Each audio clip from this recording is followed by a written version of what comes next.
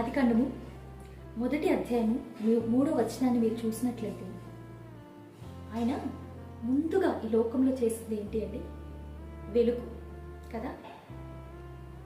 అయితే ఒక్కమారు 14 నుంచి 19 వచనాన్ని కూడా చదువుతారా? అక్కడ మీరు చూసినట్లయితే 4వ దినమున దేవుడు సృష్టించింది సూర్యుడిని, చంద్రుడిని, నక్షత్రాలు.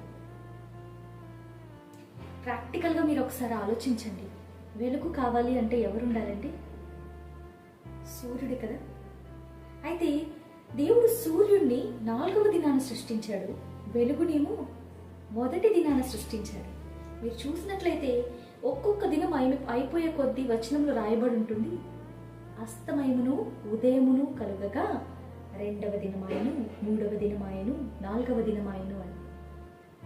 అయితే ఈ లోకంలో ఒక్కసారి సూర్యుడు లేకపోతే వెలుగు ఉంటుందా?